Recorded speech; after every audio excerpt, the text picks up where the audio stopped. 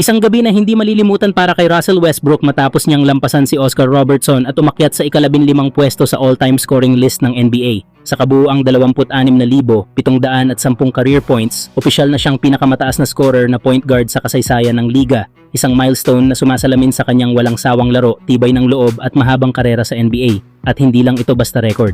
Sa kanyang laban kontra Phoenix Suns, nag-ambag si Westbrook ng 17 puntos, 9 na rebounds at 6 na assists, patunay na kahit sa yugtong ito ng kanyang karera, kaya pa rin niyang impluwensyahan ang laro sa lahat ng aspeto.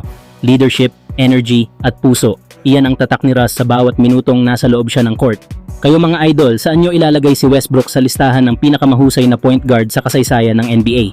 Samantala, lumabas ngayon ang isang malinaw na halimbawa na minsan, hindi kakulangan sa talento ang problema, kundi kakulangan sa playing time. At isa sa mga patunay dito ay si Jake LaRavia ng Los Angeles Lakers.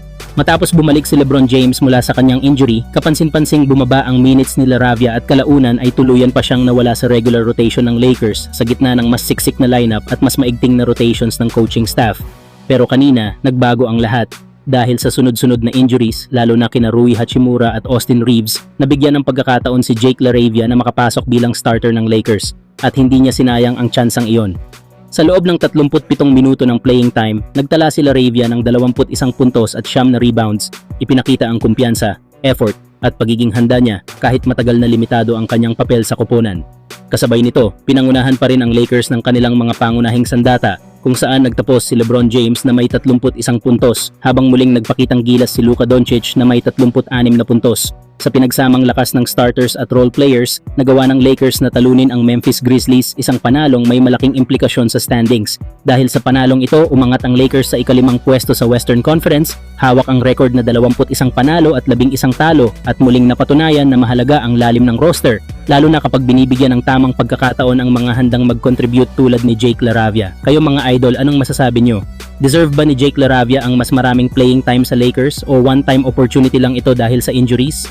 Samantala, mukhang malinaw na malinaw ang direksyon ng Los Angeles Lakers ngayon. Kailangan nila ng spark at nagsisimula ito sa depensa. Sa pagkatalo sa 4 sa huling 5 laro, ramdam na ramdam ang instability ng koponan.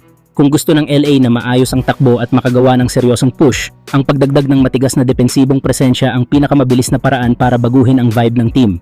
Dito pumapasok ang pangalan ni Dillon Brooks. Ayon kay Dan Favale ng Bleacher Report, isa si Brooks sa mga posibleng target ng Lakers. Simple lang ang punto. Ang pag-upgrade ng depensa ang pangunahing prioridad ng LA pero kailangan din nilang siguraduhin na hindi masasakripisyo ang opensa sa proseso.